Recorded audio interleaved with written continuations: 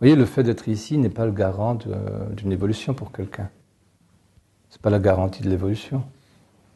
Ce n'est pas parce que quelqu'un vient s'asseoir à cette table qu'il va évoluer. C'est uniquement s'il vient s'asseoir ici, qu'il entend l'enseignement, qu'il arrive à en comprendre intellectuellement une partie, ou qu'il arrive à en saisir une partie intuitivement. Oui, parfois on ne comprend pas intellectuellement, mais on saisit intuitivement. Et qu'on reçoit à l'intérieur de soi, d'une manière un tout petit peu plus subtile, et qu'ensuite surtout il met en pratique, qu'il ait compris une chose intellectuellement ou qu'il l'ait saisie intuitivement. Ça, il y a une différence entre les deux, mais en réalité, les deux, pour porter des fruits, et pour permettre à quelqu'un d'évoluer, il faut qu'ils soient appliqués dans la vie. Donc,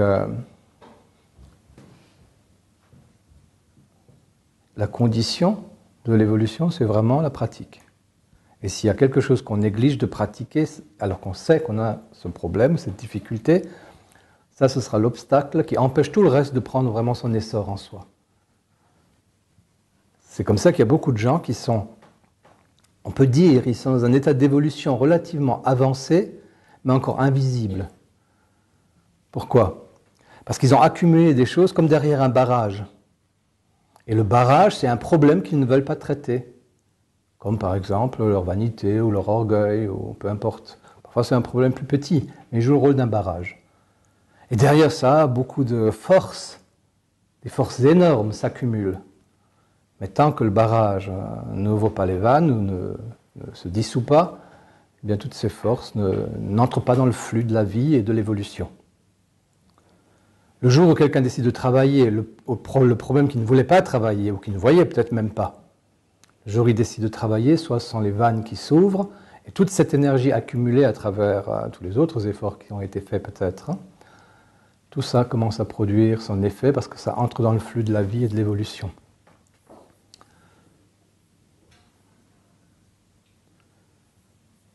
Et c'est comme ça pour tout. Il faut le mettre dans le flux. Et pour ça, il faut ouvrir quelques vannes, quelques barrages, qui sont en général les endroits qu'on ne veut pas travailler. Et donc même quelqu'un qui vient, comme certains d'entre vous, ils viennent tous les jours ici, mais ça ne sert à rien si le travail n'est pas fait à l'endroit où il faut le faire. C'est pas que ça ne sert à rien, puisqu'il y a des forces qui s'accumulent, mais on ne voit rien.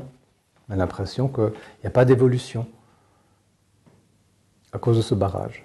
Vous comprenez cette idée ?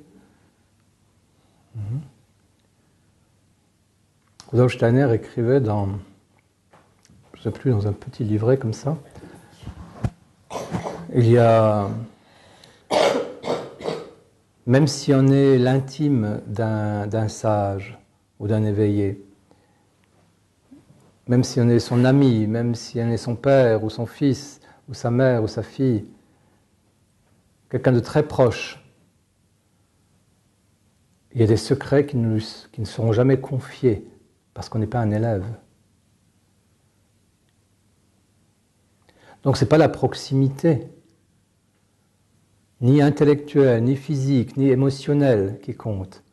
C'est la proximité et le lien spirituel, c'est-à-dire le lien de maître à élève, qui permet de révéler tous les secrets. Ce qu'on appelle les secrets sont simplement les connaissances, le savoir, le savoir-faire au niveau spirituel.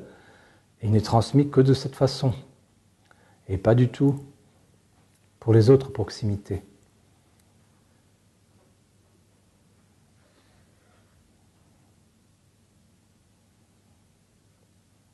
Et pour le spirituel, il en est toujours comme ça. Il ne se révèle que si un travail est fait à partir de ce point de vue-là. Pas à partir du point de vue physique, émotionnel ou intellectuel, mais à partir du point de vue spirituel. Et pour une raison spirituelle. Alors, on peut travailler tous les autres points et les secrets ou la connaissance ou l'évolution se fait.